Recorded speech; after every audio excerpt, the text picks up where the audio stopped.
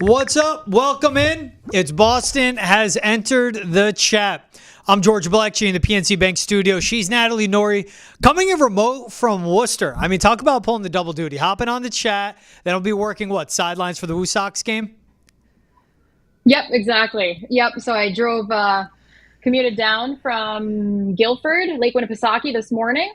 Got on the chat, and yep, we're going sideline right after this. So we've got a BP going on right now in the background. I've got you and I got baseball, so this is perfect. I like it. When you just want to look away, you don't have to look at my face on your monitor. Just look out to baseball at beautiful JetBlue Park. I mean, Natalie got the best of it. But we got a packed show for you guys today. We'll go through what's trending, mainly around the NFL. We'll talk some Stanley Cup predictions, as well as the Florida Panthers unveiled what their new home ice will look like. We'll go through the NBA 2K ratings and where Jason Tatum falls overall in the game, and our best fantasy football team names, including names for the Swifties. That'll be good for Natalie because I'm not much of a Swiftie. I'm not hating any Swifties out there. I'm not hating. I'm just saying I'm not a Swiftie. I don't know the music. She had one album I liked, though. Let's get started with what's trending. And speaking of Taylor Swift, Travis Kelce will have 125 nationally aired TV ads, which is more than double any player in the league. Natalie, this is baffling because you would expect this title to go to a quarterback of the most nationally aired TV ads. But to be double any other player in the league, this is the power of Taylor Swift. That's what it has to be. And I was actually looking on Twitter X about this and just kind of the reactions about everything. And people were just saying that's the Swiftie effect right there. I think, so what is this? This is more than double any other player in the league has currently. And then I think, oh gosh, what was the stat? The past 30 days, commercials with him in it have aired over 83,000 times, which is insane. Those numbers speak for itself. So he's getting a lot of face time right now. You have to assume it is because of Taylor Swift, because he had a couple of media or commercial appearances before he was dating her. But since he's been with her, it has just taken off. He's even been on stage with her at some of her concerts. I'm not a huge Swiftie either, George, but I do follow the headlines. And you just have to assume that that's what it is. But I mean, good for him. Might as well use the cred. Why not? Yeah, it's three-time Super Bowl champion, one of the best tight ends, the best in the league. You could say arguably right now. I mean, he's on his back nine, but peak of his powers, the best tight end, especially receiving tight end in the league. And he's big enough as is. I mean, we don't got to avoid it. We all know it. I mean, he's a good-looking guy as well. But when you pair him up, a player like him, playing with Patrick Mahomes on the best team in the league, one of the best tight ends to ever play the position, one of the best pass catchers in the NFL, but you put him with the biggest star in the world, I mean, this is what ensues. And we know what the madness is that follows Taylor Swift. People tracking her private jet. I was at Gillette last year when the Chiefs were playing the Patriots, and I was literally like, okay, do I want to go watch a 3-win team warm up on the field, or do I want to stake out the parking lot and wait for Taylor Swift to roll up? Yes, I did the latter on that. Literally stood outside in a New England winter for an hour just to get the 3-second video I put on TikTok and Instagram of Taylor Swift walking out of her private truck that dropped her off into the private entrance of Gillette Stadium. But guess what? I wasn't the only one out there. Mass ensued, fans and fans and fans. It's what it does. It brings in non-football fans into the NFL, and credit to the Swifties. I mean, they embrace it. They're all about, let me learn football. Let me learn the NFL. Let me learn about the Chiefs. The NFL is going to love this. And for Travis Kelce, who was already a Hall of Famer anyway, was going into the Pro Football Hall of Fame. After this, I mean, he's going into just the Celebrity Hall of Fame and his stardom. And what will propel him, if this continues, one day people will just know Travis Kelce as the on-air or the TV or whatever personality, or Taylor Swift's husband, let's say. People will forget Travis Kelce was a tight end. This is the path it's going on. You're right about that. And that's a good point, too. It's making non-football fans tune in. Because, I mean, even during the Super Bowl, what did you have, Blake Lively in the box with Taylor Swift and all that? So now you've got these, big entertainment names being brought into the sport of football. And we didn't even really know that they were tied to begin with. But now, this relationship, this partnership, you have to admit it's great for business on both ends of the spectrum, because there you had Taylor Swift bringing in people like you, George, trying to capture her walking into stadiums. But then on the other end of things, now you've got the Swifties on her tour who get to see him performing on stage and whatnot. So it's it's honestly kind of a fun like relationship to follow just because of how supportive they are of one another.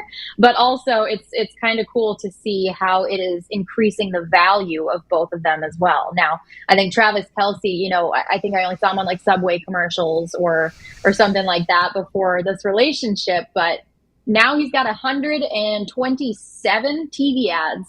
And that's insane. That's got to be the most of any player ever, right? I mean, I would assume so. I can't imagine any player that's across this many ads. And you're right. Like when he was doing the Subway commercials, that was because Patrick Mahomes probably did him the solid of, hey, I'll be in a commercial. Give my guy Travis Kelce some scratch. He'll be in it too as well. But now it's just he's becoming his own person, his own guy, his own name now for himself when it comes to the NFL and advertising there. I mean, hey, good for him, man. Good for him. I mean, he just shot his shot as he said it on his podcast, and like that's getting numbers too. It just shows the star power. Like we think these pro athletes are world-renowned celebrities, but no, it's the performers. It's these artists. It's like the Taylor Swifts, the Drakes. Really, you go there, I think that's where it stops. Maybe there's some like rock star out there I don't know of. Let's go a Dua Lipa, Bad Bunny. Like right, like they're the people that are in like a just tier one world-renowned celebrity. And pro athletes, especially like NFL players, because it's an American sport. Like soccer is a different story, but for NFL players, they're like tier 5 compared to some of these singers and stars. So, hey, man, good for him. He's making the most of it. Sticking with the NFL, Jerry Jones. I've been one of the people to question him being a GM and how he runs the Cowboys. This comes on the heels of him signing CeeDee Lamb to a 4-year, $136 million contract where he gave him $100 million guaranteed. And the snippet is, there's nobody that can effing come in here and do all the contracts and be a GM better than I can. Here's a full quote. Jerry Jones, and I quote, "I've done it all, so I have an inordinate amount of confidence that if anybody can figure out how to get this stuff done, I can figure out how to get it done." And when I'm saying F and stuff, he's actually cursing. I've been there every which way from Sunday, and I've busted my ass a bunch.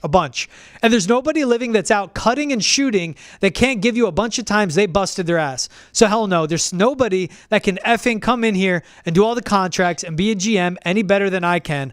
I effing have hundreds of bad days. I'm emotional about it sometimes. Well, running this thing, that's who I want to make the last call. Now when I can't effing think, when I'm old and I can't even do it, but I'm a long way from not being able to do it too. I love this. I love the cursing from Jerry Jones. I love him being honest. He doesn't run the day-to-day. I mean, it's his son, Steven. It's Will McClay, who's their VP of player personnel. And it's like, Jerry, you could say you did a good job. He did a horrible job with CeeDee Lamb in his contract. If he got this done before training camp started, which CeeDee wanted, he would have probably saved himself to only go with like 75, 80 million guaranteed towards CD. But instead, G.J. Moore signed his extension, which drove up the price. Amon-Ra and, of course, Justin Jefferson, they had to come in 4 years, $136 million total value, third highest in the NFL. But that $100 million guaranteed, that's second highest. He cost himself money because he waited. He's not good at it. It's Will McClay that runs it behind the scenes, and he comes in, spends a lot of money, but doesn't spend it wisely. It's about doing good business and being timely, and I don't think Jerry does a good job at that. Well, yeah, and that was kind of the reaction on social media about this too, was some people were like, wow, that happened quickly, but obviously they don't know how long that it took to get to this point with CeeDee Lamb, because it was like, that was one of the looming contracts that was kind of like, hey, this is major, and like we need to get this done now, otherwise it's going to drive the price up. And now this has driven the price up for other teams as well. And I think it's funny because, I mean, CeeDee Lamb, what is he, 25 years old, born in 99, so am I. But to think about what he's doing, how much money he's making now, good for him. I agree with that. I think it's funny. One of the headlines about this comment with all the F-bombs was Jerry Jones, quote, gives profane justification. And I just think this is hilarious. It's not like he's out there doing anything like political or whatever. He's just dropping F-bombs and he's confident in himself. But like you mentioned, the day-to-day stuff is more his kids. But he said, I have full confidence in my kids, but I'm not going to let them take over unless I get hit by a bus or something. So he's going to stay put where he is. But I mean, you still have to think about the future of the franchise, future of the organization. He owned the team, or he bought the team for $150 million in '89, and now it's, I think Forbes said it's around $9 billion. Yeah. Yeah. So, I mean, you got to think about the way that this has gained value, the way that media and contracts and all that stuff has changed over the past decades and the future decades. So, I mean, I like the confidence, but do other people, do they agree with this? We don't know. He's built it up. They're the biggest brand. They won all the Super Bowls in the 90s, but they haven't been to an NFC championship game since their last Super Bowl win. Yeah. And that's coming up on 20 years. Like, Jerry, you're a good owner. You're a good businessman, but also you suck at being a GM, and that can be admitted. And people don't know that. Like, it's his son, Steven. Again, I'll keep bringing up Will McClay because he's been with the Cowboys for 21 seasons.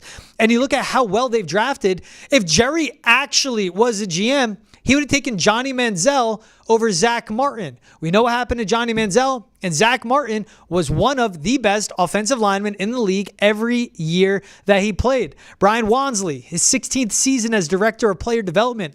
These are the guys that make you look good, Jerry. But what Jerry's done with his standard for the Cowboys is they've gone from the standard is Super Bowl wins and NFC championship games to just being good. Like, he's the one that stuck with Jason Garrett too long. He's the one that wanted Mike McCarthy when no one thought Mike McCarthy, and it's proven because it's been the same thing. Mike McCarthy isn't the guy to push him over the top. It's an old man who has a huge ego, and for whatever reason, he wants full control, and he can't get out of his own way. If he did, maybe the Cowboys would be in a better spot, but he just gets in the way and he makes it all about himself. Like, credit to what the Cowboys has been built up to. But I think you ask people in Dallas, actual fans of the Cowboys, they would hear this. They would love to get on that other end on that. He said this on a radio show and she'd be like, Jerry, step the F down. Stop cursing. You know what? Yeah. I'll curse you. F you, Jerry. Step down and let the guys that actually know what they're doing run the show. The last one he said was great too. The reason I don't let somebody else be the GM is because I don't have anybody that I will let do it, actually do it right. And they're going to have to come to me because I know where it is that you're going to pay for. But like, I don't have anybody that will let do it, actually do it right. So taking a shot at like Will McClay there and his son as well of just saying like, well, they can't do it right. So I'm not going to let. Just amazing. The hubris and the audacity of some of these people. Like, I understand you're really good at one thing, building up a business, but you could be really good at building up a business and being bad at running a team. And that's what Jerry is. Yeah. Yeah. And you need to, like I said, set up the future, set them up for future success. And sometimes like, you just got to say it. Sometimes the old guys don't exactly know what they're doing with this kind of stuff. And his kids have been with him for years now doing this. So he's prepped them enough to take over and to lead the team back to where the fans want it to be, to where the team wants to be. I don't know. I mean, kudos to him for being so confident. Sometimes the confidence has to come with justification, though. And, you've presented it pretty well, George. I think it's just like... It's just kind of like, step down, man. You've had your time. You've done a good job getting it to where it needs to be. But now you have to take that next step so that you don't just plateau as a franchise and find a way to spark some things up again. It's just the Cowboys are such like the standard is bare minimum. Just to be decent. And it's so funny that the owner still carries himself around like they're still one of the best teams in the league. They haven't been actual contenders in so long. And again, I just revert back to him saying like, I get the deals done. I do the drafting. I cut the contracts. I get all that done. He's been doing it in bad business. How they've carried out Dak's contract waiting for him. It's all about timing. You want to be the first to pay, not the last. We'll see other teams learn it their way when that comes. The Cowboys learned it with CeeDee Lamb. We'll see what the Bengals do if they even want to pay Jamar Chase. But then they're the ones that are going to have to give $105 million guaranteed because CeeDee Lamb took that to $100 million guaranteed. All right, wrapping up what's trending.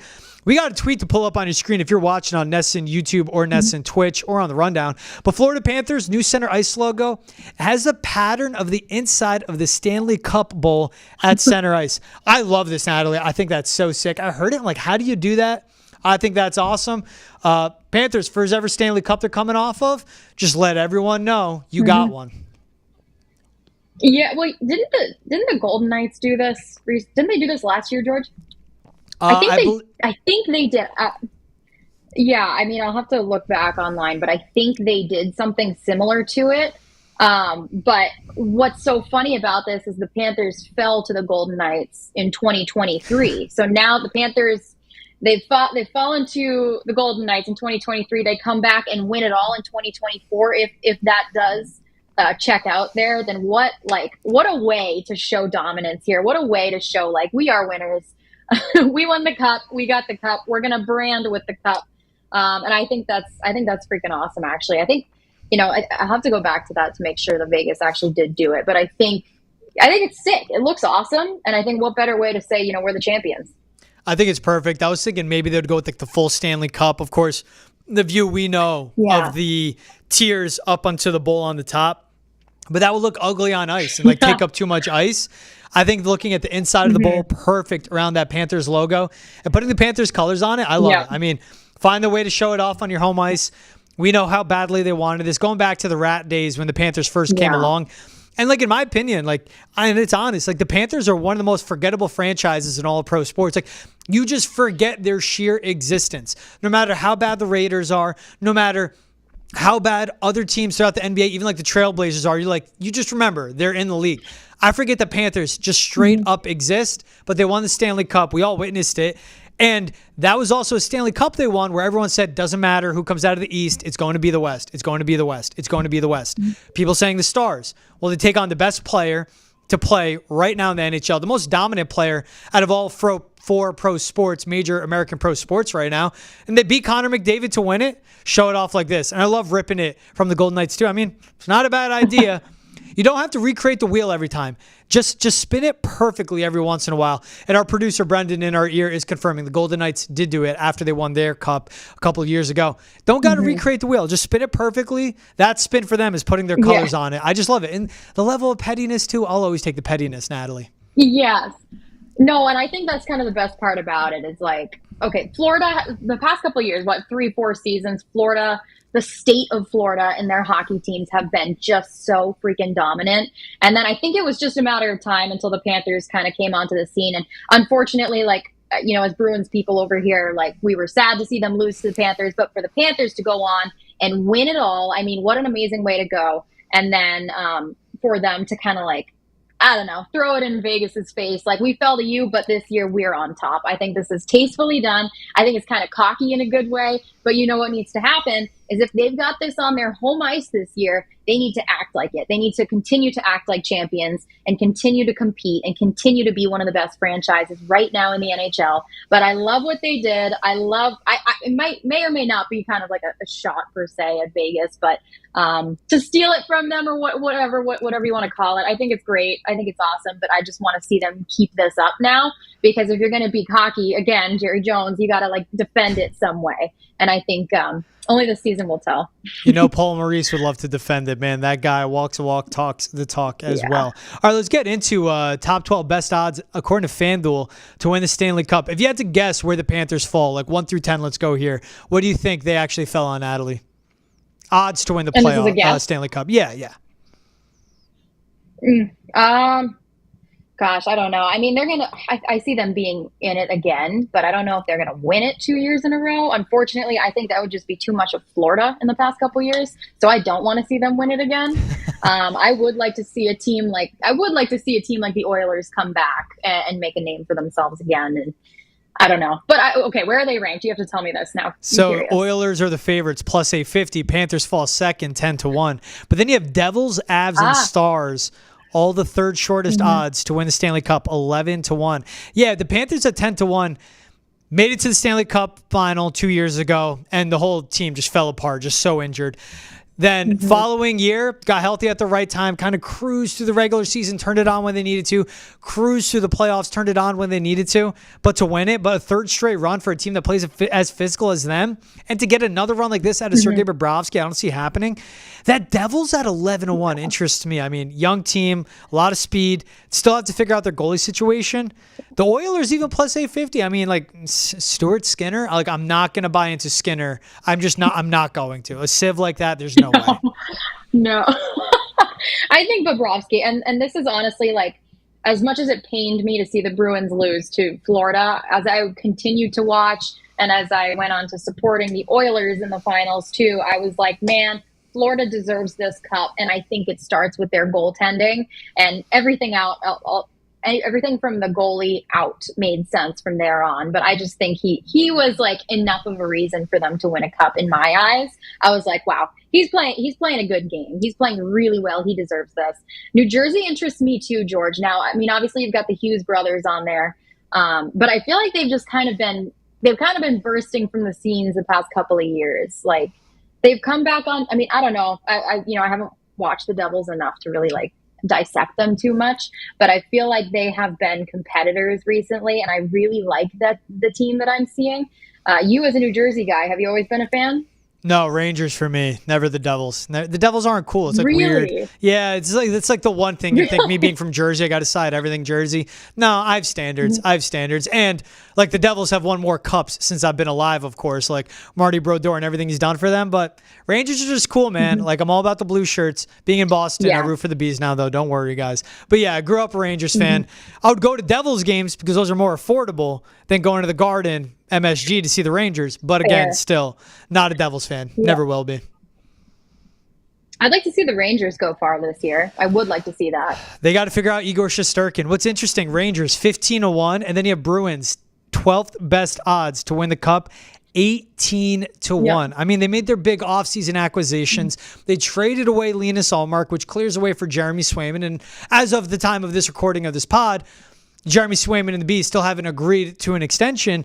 But the Bruins 18-1 with how they've played, how they've showcased they can play in both regular seasons the last 2 years. I mean, this is a team that got bigger, that got tougher, and got better in their top 6 game, especially this offseason. So to put them 18-1 behind the likes of the Maple Leafs at 15-1, even behind the likes of the Hurricanes, who I think got worse this offseason at 14-1, I'm surprised to see the Bees that low at 18-1. Yeah, I think I am too. And I mean, I don't think it's safe to say like they're rebuilding anything, but they have a young team. They've got some like youth now that's going to develop.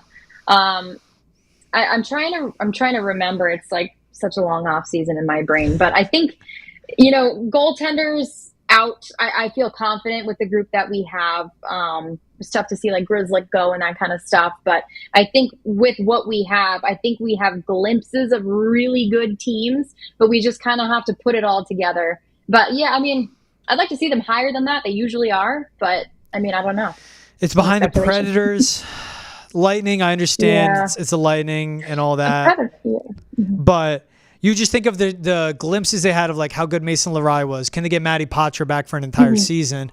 But then also just how their upgrades have been as well with the guys that they bring up, the guys that go out and sign, and still having their core leaders on this roster as well. This is a team that kind of we've seen somewhat run out of gas the last 2 seasons as they get older. We'll see the influx of young talent. But again, we're talking about what we see of the expectations, and it sounds like both sides, they want to get a deal done between Swayman and the Bruins, of course. And of course they do. I mean, he played as the best goalie in the playoffs last year. Like, he won them a series and had them take the Panthers as far as they did in that second round. So Swayman will be a Bruin. When you have a goalie as good as that and as deep of a top 9 in their guys on their forwards as they do as well, with an upgraded blue line too, you just see them being better than 18-1. So if anything, it's a value play. It's just still the Oilers. I understand Connor McDavid. But to me, it just shows that the parity and how open the NHL is when we look at these odds. Oilers plus 850, Panthers 10-1, Devils have Stars 11-1, Knights 14-1 along with the Canes, Leafs, Rangers 15-1, Preds 16-1, Lightning 17-1 as old as the Lightning are becoming, but they've obviously traded off some age to get some talent in return. Then you get the Bruins, 12th best odds to win the Stanley Cup. I mean, that is a team that has the makings that they can do it.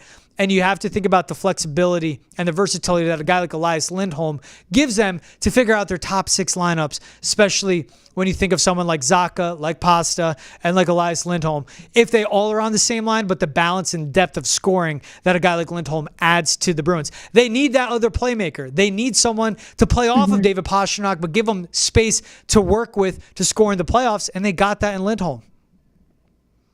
Yeah, and I think Pastrnak needs to be surrounded by someone who can kind of spark some more offense from him, because there were times where Pasta really showed up, but then there were also times where you were looking for him to do something, and unfortunately the support just wasn't there, whether it was from line mates, from himself, we don't know. But I would like to see somebody really, really connect with Pasta to get him a little more of a spark in offense, and whether that's Elias Lindholm or whatever.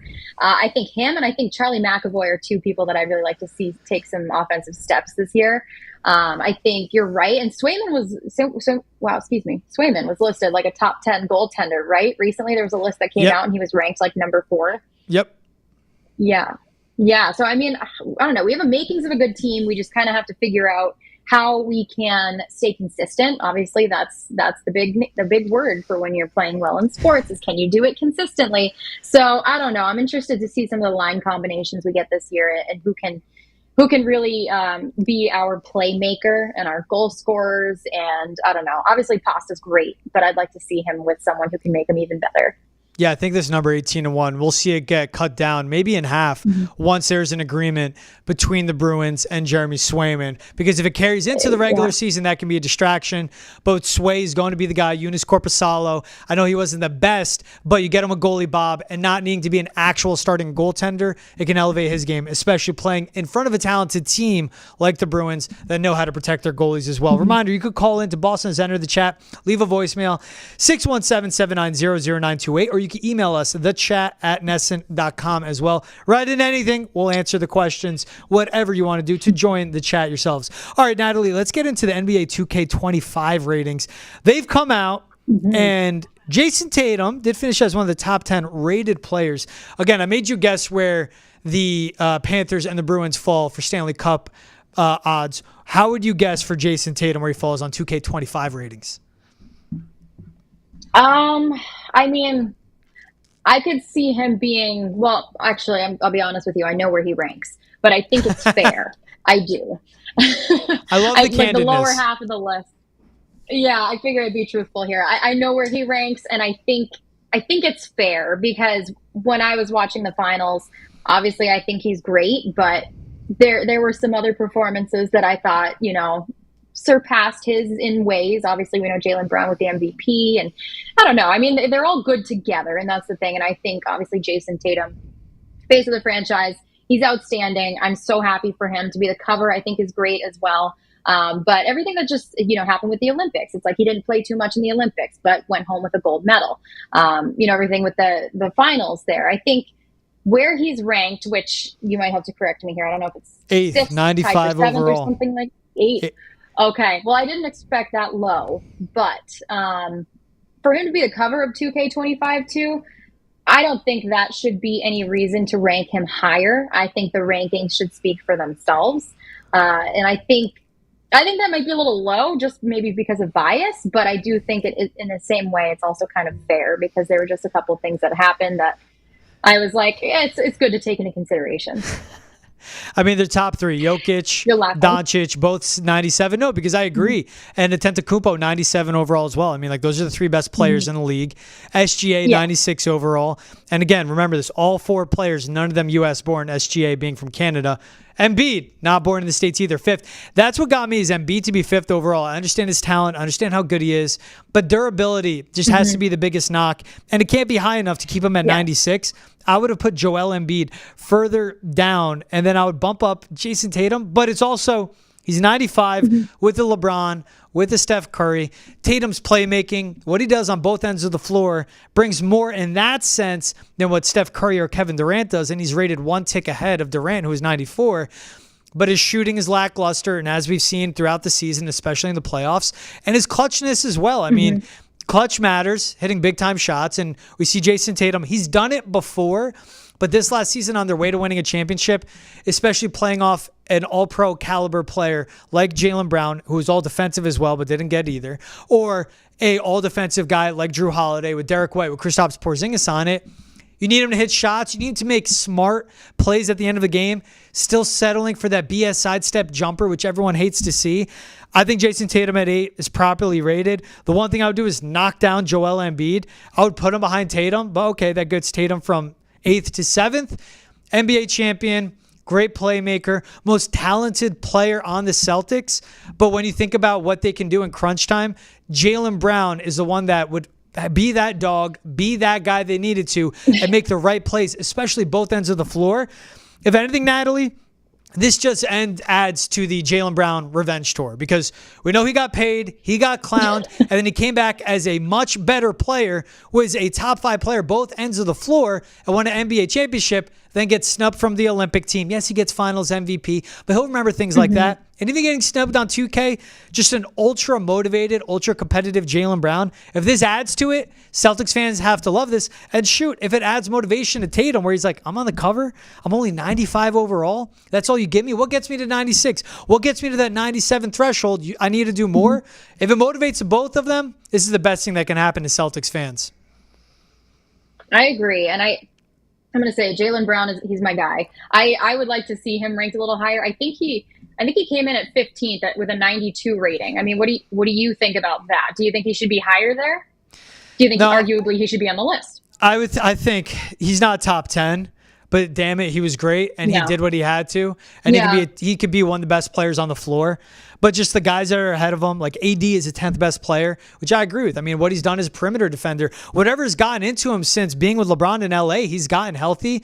I think 15th, like a top 15 rating for Jaylen Brown, I think that is perfect because you even think of the guys that are in that realm of that rating. Like a Paul George is healthy now. Victor Wembanyama is the best defensive player in the league right now, even though he didn't get depoyed, but he's a shot eraser, but could do so much by putting the ball on the floor. And think of what an Anthony Edwards is as well. And guys like that, I think floating in that 15th realm is perfect for Jaylen Brown, just being honest. Yeah, no, I mean, I get it. I think Curry, LeBron, and Kevin Durant being around makes sense. It's funny. It's crazy to me as well. I guess I'm out of touch here, but LeBron's going to be 40 in December, and he's still doing what he's doing. And Durant's another one that you're like, okay, he's getting older. He's going to be 36, I think, going into this season. Older guys, but kind of the OGs, and they're still hanging around. I think it's great to see them on the list, expected.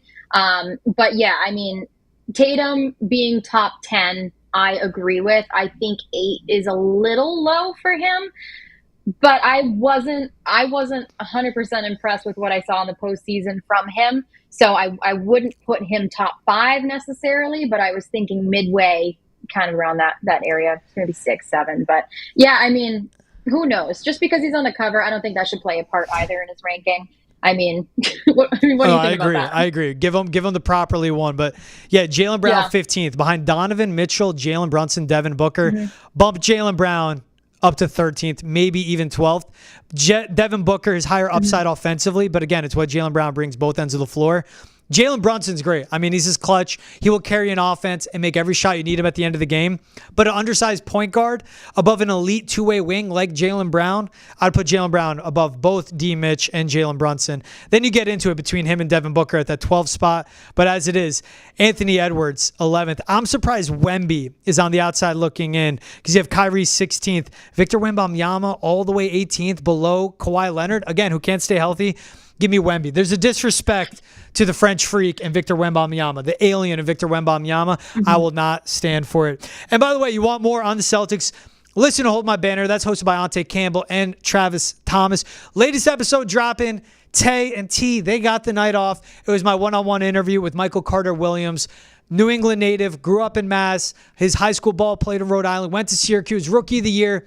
Great conversation with MCW, taking us from his step on choosing as a sophomore in high school, like I'm going to go live away from my family, go to boarding school because that'll get me to Syracuse, to being a Rookie of the Year, but everything he had to deal with and the challenges he faced throughout his career coming out on the other side. Awesome conversation. MCW, straight up, one of my favorite people I've ever interviewed. That's the latest episode of Hold My Banner, wherever you get your podcast. All right, Natalie, let's get into the fantasy football team names. It's fantasy draft season. I had mine yesterday. I'm still debating, what do I name my team? I have Jordan Love. I have Amon-Ra St. Brown. You know, it's all up there. But some of the best teams, I mean, this is the best thing. Let's give recommendations to the listeners. If you had to come up with some great fantasy football team names, what would you go with? Oh, gosh. Well, first of all, I did do a little research into this. Fantasy football is not something that I've played simply because it's too much for me to keep up with. I tried it at one point in my life, back in high school or something, and I just didn't know what the heck I was doing. Yeah. So anyways, but the best part, I think, is the team names, and you can always make them creative. Some that I saw that I really loved, if we want to, talk about CeeDee Lamb some more, I really liked Silence of the Lamb.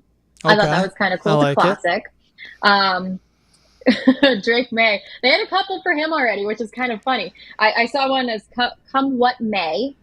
Okay, what else do we have? I'm trying to look at the list. All Tua Well, when you look at Tua. That's a good one. I forget how to pronounce his last. You're gonna have to help me with the last name. Tungo Vailoa. Yeah, I know. He goes by Tua. He's a one. There's Cher. There's Beyonce. There's Tua. Yep. Right, and then there's Giannis too. Antetokounmpo. Is that how you say it? Yeah. What is Giannis doing in a fantasy football team name though? Yes, Giannis Antetokounmpo. No, you're going one name. Yes. Yeah. I was like, this list. Exactly. There's Giannis Antetokounmpo, but you just go Giannis on that one. Even you could think David Pastrnak is just pasta. It's just pasta when you refer to David Pastrnak. You're right. So in regards to Tua, we're just going to go all Tua well, but that's a good segue to the Taylor Swift names that came up as well, because there's a million of those this year, as you can probably guess. One that I saw, it's a love story, Kelce, just say yes, as we know. Okay. I promise that you'll never find another like T. Kelce. That's from Taylor Swift's song, Me. Fourth and long story short, that was funny. This is why we can't have nice rings. I don't even know. That would be my team name because I obviously wouldn't be winning anything. But well, the one you can always go with. Yours. Yeah, if you draft DeAndre Swift and Jonathan Taylor, which could be a running back backfield, you got Taylor Swift right there on your lineup. You can name your team Taylor Swift straight up. Some I saw Death by 1,000 Punts, the Bolters, Brad, Chad, and Dad. These are all playoff names. Not sure. How did tight end? I don't know. I don't listen to Taylor Swift, but you can find the good team names, Taylor Swift names. You got to play it off. And I think there will be more Swifties in fantasy football, and it'll just be even better of them coming into fantasy football world. Name your team names. You don't got to name it after the players on your roster. Name it as a play on words off of a song that you like for her. Cowboys Like Me, My Punts Ricochet, Lurching Toward Your Favorite QB. Welcome to New York, Aaron's version. Not a bad one. You could go Welcome to KC. Oh, I saw that one. Travis's version. Funny. Meet Me Behind the Ball. Fourth and long story short. No Flag, No Crime. No Flag. Is that No Woman, No Cry? Did she rip a name title from Bob Marley? I don't know. But if I go straight up, Nakua Matata. If I had Puka Nakua, I think that's my favorite. Bower Rangers. This has to be my favorite because Get Rich or Die Trying to me is the greatest rap album of all time. Get Richardson or Die Trying if Anthony Richardson is your quarterback. Suicide Squad, Bed Bath and Bijan, Keenan and Dell, like Keenan and Kel. But if you have Keenan Allen and Tank Dell, a little niche name there. Or if you just have Tank Dell, go with Keenan and Dell straight up on that. Who cares? No one's going to stop you. I think Nakua Matata is my favorite from your list. Right, it gives you good vibes. As you're dealing with the stress of finishing last in your fantasy league, is what happens to me. At least it's Nakua Matata, a good vibe name.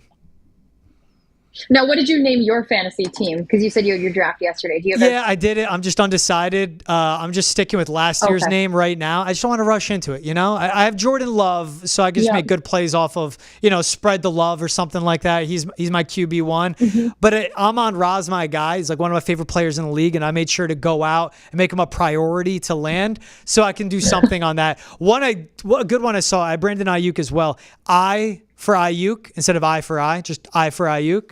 Maybe we'll see. It's a workshop thing. You got to say it out loud and you find your way there. Last year was Billy Addison because I had Jordan Addison. So maybe I'll go something like movie inspired again. See? There's so much pressure to make it funny too, though. That's where I like thinking about overthinking Instagram captions or something. Like I overthink it too much to the point where I just don't come up with anything good at all. But it seems like there's a ton out there. And with all the Swiftie, I have a couple more. Who's Afraid of Little CD? I thought that was kind of funny because she has a song, Who's Afraid of Little Old Me, I think. Who's Afraid of Little CD?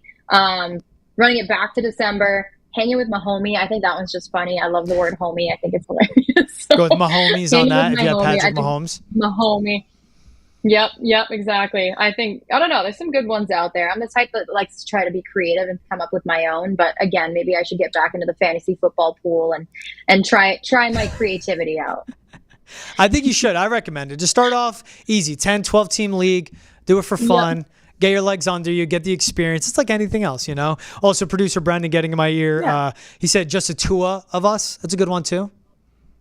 Just a Tua of us. Yeah. That's cute. Tua, I wouldn't recommend drafting him. And if you want to know why, simply say, just look at their last 6 games of the schedule for the Dolphins and you'll know why. He could win you early in the season when it's warm and things are going well. late in the season for a team with a banged up offensive line. Don't bank on Tua. But if you take him, he's your QB2. I like that. And he'll give you good team names on that. See, this is what they get. Boston has entered the chat.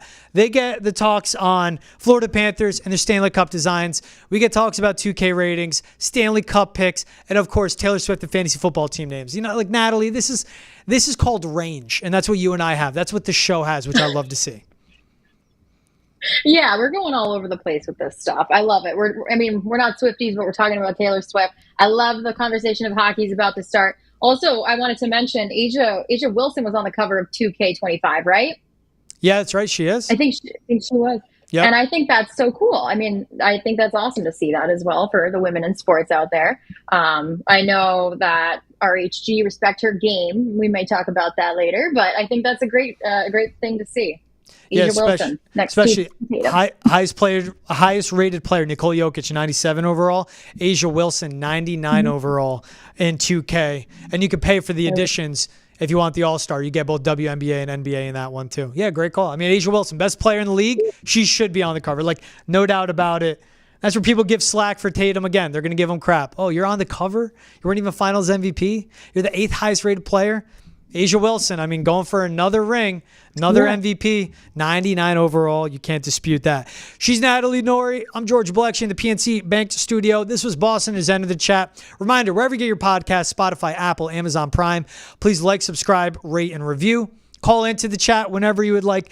617-790-0928. Email us, thechat@nesson.com. If you're watching on YouTube, hit the subscribe button. If you're watching on Twitch, hit the subscribe button. And if you're hanging around tonight and watching the Woo Sox, keep an eye out from Natalie Noury. She's down in Worcester. She'll be doing sidelines. Natalie does it all. Natalie, thanks for making the time to hop on the show. Anytime, George. It's always great to join you and talk some shop about sports. It's awesome.